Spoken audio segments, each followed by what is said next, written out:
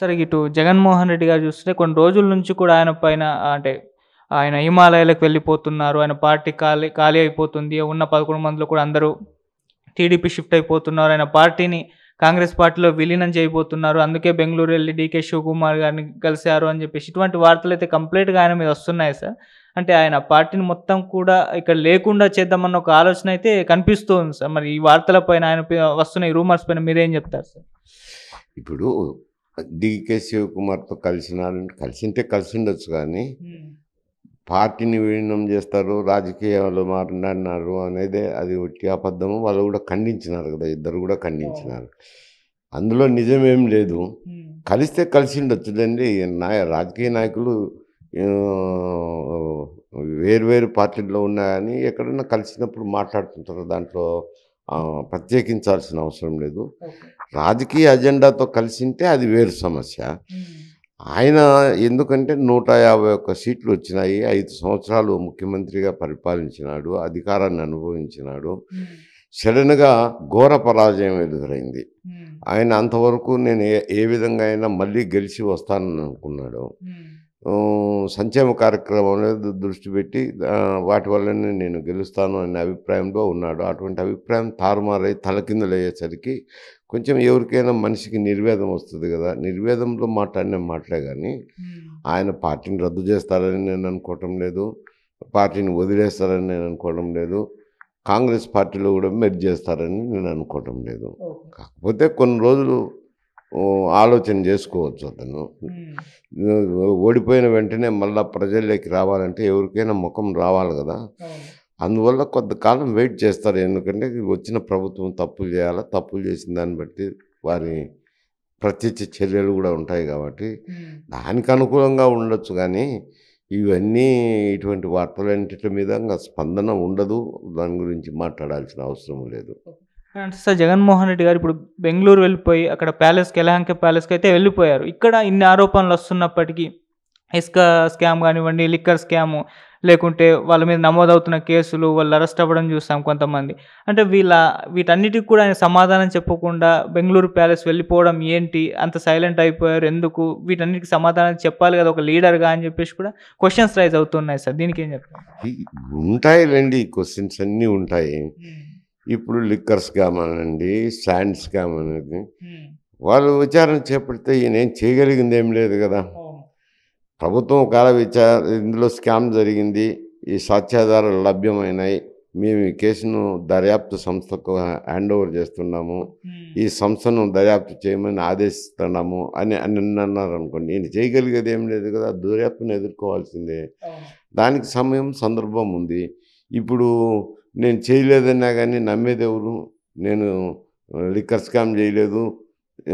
శాండ్‌లో scam చేయలేదన్నా ప్రజలు నమ్మరు గదా! అంట. హ్మ్. కేవలం ఆ సంస్థలు రావాలా, వాళ్ళ ప్రభుత్వానికి ఏదన్నా ఆధారాలు దొరికి దర్యాప్తు మొదలుపెట్టినప్పుడు దాంట్లోకి జవాబు చెప్పాల్సిన అవసరం ఉంటది. హ్మ్. ఇప్పుడు చెప్పాల్సిన అవసరం ఏముంటది? తనకు తాను గోక్కొని మాట్లాడలేడు గదా! హ్మ్. అంటే వాళ్ళ నేతల పైన దాడులు జరగడం గానివ్వండి, లేకుంటే అరెస్ట్ అవ్వడం పిన్నెల్లి అరెస్ట్ అయ్యారు. మళ్ళీ మిథున్ రెడ్డి ఆయన కూడా హౌస్ అరెస్ట్ అయ్యడం చూసాం. వీటన్నిటిని ఆయన సపోర్ట్‌గా నిలవాలి వాళ్ళ నేతలకి, వదిలేయకూడదలా అని జెప్పేసి కూడా అంటున్నారు. పిన్నెల్లి అరెస్ట్ అంటే ఆయన పోయి ఈవీఎం పగలగొట్టి హ్మ్, ఎన్నికల సిబ్బందిని బెదిరించి అక్కడున్న ఏజెంట్‌ని కొట్టి ఇవన్నీ చేసినప్పుడు కేసులు తప్పకుండా ఉంటాయి. అవును. దాన్ని జగన్మోహన్ రెడ్డి గారు ఇక్కడొచ్చి చేయగలిగేదేముంది?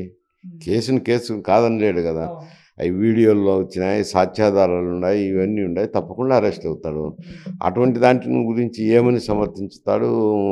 ఏమని సపోర్ట్ చేయగలుగుతాడు? చేయలేరు. హ్మ్. మిథున్ రెడ్డిది గూడా శాంతి భద్రతలు చూస్తే నువ్వు అక్కడ వెళ్ళొద్దు. వీళ్ళు ధర్నా చేస్తున్నారని వైఎస్ఆర్‌సీపీ వాళ్ళు ఈయన వెళ్లి ధర్నా చేయాలని ఏర్పాటు చేసుకున్నారు. హ్మ్. దానికి దానికి తెలుగుదేశం, ఎన్‌డీఏ వాళ్ళు గూడా వాళ్ళు ఒక పక్క ధర్నా చేస్తున్నారు. హ్మ్. ఇద్దరు ధర్నా చేస్తే అక్కడ శాంతి భద్రతల విఘాతం కలుగుతుందని ప్రివెంట్ చేసినారు. సహజంగా శాంతి భద్రతలు కాపాడేందుకు పోలీసులు చేసే వ్యవహారం అది. దానికి ఒకవేళ ఇక్కడే ఉన్నాడనుకోండి బెంగుళూరు లేకుండా ఏం చేస్తారు చెప్పండి? చేయగలిగిందేముంది? అయి రెగ్యులర్‌గా జరిగే ఫీచర్స్. అందులో వద్దని నువ్వు వద్దు అక్కడికి వెళ్ళొద్దని చెప్పిన వ్యక్తి చిన్న వ్యక్తి గాదు, కార్యకర్త గాదు. ఈ ఎంపీగా పనిచేసిన వ్యక్తి, ఎంపీగా ఉన్న వ్యక్తి, అటువంటి వ్యక్తిని మీరు వెళ్ళొద్దు, శాంతి భద్రతలకు విఘాతం కలుగుతున్నప్పుడు అని చెప్పినప్పుడు ఆయన వెనక్కి తగ్గాల్సిందే వస్తుంది. సార్ ఒకరు ధర్నా చేసేటప్పుడు ఇంకొకరిని ధర్నా మరుసటి రోజు పెట్టుకోమంటారు ధర్నా. అంటే సార్ పొంగనూరు పెద్దిరెడ్డి రామచంద్రరెడ్డి గారి నియోజకవర్గం కదా, మరి ఆయనగా వెళ్ళలేకపోవడం ఏంటి అని చెప్పేసి కూడా అంటున్నారు. ఈవెన్ పెద్దిరెడ్డి కానీ, ఎల్లారెడ్డి కానీ, పుల్లారెడ్డి కానీ ఎవరన్నా కానివ్వండి, ఇప్పుడు నియోజకవర్గంలోకి వెళ్తే అక్కడ వీళ్ళు అప్పుడు అధికారంలో ఉన్నప్పుడు చాలా కార్యక్రమాలు చేశారు. ఆ కార్యక్రమాల వల్ల రియాక్ట్ అవుతున్నారు ప్రజలు రియాక్ట్ అయ్యి తిరగబడేటప్పుడు అక్కడికి వెళ్ళటం సబబు కాదు. వెళ్ళదలుచుకున్నప్పుడు శాంతి భద్రతలకు విఘాతం కలుగుతుంది అన్నప్పుడు వద్దని చెప్తారు పోలీసులు. లేదు బలవంతంగా పోయినప్పుడు అక్కడ ఏదైనా సంఘటన జరిగితే ఎవరికి ఇబ్బంది? ఈయనకి ఇబ్బంది. సరే, ఇటువంటి సంఘటనలు జగన్మోహన్ రెడ్డి గారు ఇక్కడుండి చేయగలిగేది ఏముండదు. అది ఒక నియోజకవర్గంలోకి తన నియోజకవర్గమే కావచ్చు, తన నియోజకవర్గం అంటే తన రాజ్యం కాదు కదా. అక్కడ ఆయన గెలిచింది 6,000తో గెలిచినారు. అంటే ఒక గ్రూప్ మాత్రమే ఓట్లు వేసినారు. ఇంకా ఆపోజిట్ గ్రూప్ కూడా సమానంగా ఉంది కదా. 6,000 ఓట్లు అంటే సమానంగా ఉన్నప్పుడు ఏంటైనా జరగచ్చు కదా సంఘటనలు. దుర్ఘటనలు జరగకుండా ఉండేదానికోసం శాంతి భద్రతలకు ఆ పని చేసిండొచ్చు. ఒకవేళ పోలీసులు ప్రభుత్వం ఉంది కాబట్టి, తెలుగుదేశం ఎన్డీఏ ప్రభుత్వం ఉంది కాబట్టి ఆ ఎన్డీఏ కార్యకర్తలకు కొంత మద్దతు కూడా పలకచ్చు. ఇప్పుడు కొత్త ఏం కాదు కదా. వారు ఉన్నంత వరకు వైఎస్ఆర్సీపీ కార్యకర్తలకు మద్దతు పలికినారు. పోలీస్ యంత్రాంగము బేషిజాలు వదిలి మద్దతు పలికినారు. ఇప్పుడు ఎన్డీఏ ప్రభుత్వం వచ్చింది కాబట్టి వాళ్ళ కార్యకర్తలకు కూడా అనుకూలంగా పనిచేస్తారు కదా. ఇంకా సహజమే అది. అది ఈ చేత్తో చేస్తే ఈ చేత్తో అనుభవించాలా. అటువంటి విషయాలన్నిటికీ అతను జగన్మోహన్ రెడ్డి గారు ఇక్కడి నుంచి చేయగలిగేది ఏముందండి. దానికి పెద్ద సమస్యలుగా గుర్తించాల్సిన అవసరం లేదు. సార్, జగన్ గారి దగ్గర ఉన్న 4 ఎంపీలు ఎన్డీఏ కూటమికి సపోర్ట్ చేశారుగా, మద్దతు తెలిపారు. మోదీ గారు ఒక భరోసా ఇచ్చారు, ఆయన అరెస్ట్ చేయకుండా మేము ఆపుతాము, నీకు ఒక హామీ అయితే ఇస్తున్నాం, అందుకే వీళ్ళు మద్దతు తెలిపారు అని చెప్పేసి ఒక ప్రచారం అయితే జరిగింది సార్. దీంట్లో నిజం ఉందంటారు? వాళ్ళేం అడగలేదు వీరిని మాకు మద్దతు కావాలని. ఎందుకంటే అటు వైఎస్ఆర్సీపీ ఇటు ఎన్డీఏ కూటమి పోటీ చేసుకున్నారు. ఇక్కడ ఆంధ్రప్రదేశ్ వచ్చేసరికి ఎన్డీఏ కూటమిలో కూడా బీజేపీ ఉంది. బీజేపీ లేదనే దానికి లేదు. బీజేపీకి 4 సీట్లు 5 సీట్లు ఎన్ని సీట్లు కొన్ని సీట్లు ఇచ్చి ఎన్డీఏ కూటమిని ఏర్పాటు చేసినారు. ఎన్నికల్లో పోయి ప్రజల్లోకి వెళ్ళి ఎన్డీఏ కూటమి తరపునే మాట్లాడినారు. ప్రధానమంత్రి గారు కూడా వచ్చి 2 సమావేశాల్లో ఎన్డీఏ కూటమి అభ్యర్థులను గెలిపించమని కోరడం కూడా జరిగింది. అటువంటిప్పుడు ఎన్డీఏలో పాత్ర వహించుతానన్నప్పుడు, ఎన్డీఏకు వాళ్ళు మద్దతు తెలుపుతానన్నప్పుడు వారి ప్రత్యర్థులను మాకు సపోర్ట్ చేయండి, మద్దతు ఇవ్వండి అని ఎవరు అడగరు. కాకపోతే వీళ్ళు మరి ఏ కూటమిలోనూ లేరు. అటు ఇండియా కూటమిలోనూ లేరు, ఇటు ఎన్డీఏ కూటమిలో లేరు. స్వతంత్రంగా ఉన్నారు. స్వతంత్రంగా ఉన్నారు కాబట్టి వారి నిర్ణయం వాళ్ళు తీసుకోవచ్చు. వాళ్ళు అడగకపోయినా మేము ఎన్డీఏ కూటమి చేసే ప్రతిపాదనకు సమర్థించుతాము అని అన్నారు. దాంట్లో చూడాల్సిందే ఉంది, భూతద్దం వేసుకుని చూడాల్సినది అవసరం లేదు అంట. దానికోసం కేసులు మీరు విచారణ చేయొద్దంటే ఎవరు ఊరుకోరు అంట. ఉంటే ఉండు పోతే పో అంటారు కదా. సరే, ఇటు చంద్రబాబు నాయుడు గారు అంటే ఎలక్షన్స్ ముందర చాలామంది సీట్లు త్యాగం చేస్తారు కదా, వాళ్ళందరి కోసం ఏ న్యాయం చేస్తారు అనే ఒక చర్చకైతే ఇప్పుడు రావడం చూస్తున్నాం. అంటే వర్మ లాంటి వాళ్ళు ఉన్నారు, ఇంకొంతమంది కూడా ఉన్నారు. మరి వీళ్ళని ఏ విధంగా ఆదుకుంటారు, అసలు వీళ్ళ గురించి ఇప్పుడు ఆలోచిస్తారా అని కూడా అంటున్నారు సార్. మరి మీరు ఏం చెప్తారు సార్ దీన్ని? ఇది చంద్రబాబు నాయుడిని అడగాల్సిన ప్రశ్న నన్ను అడుగుతున్నారు.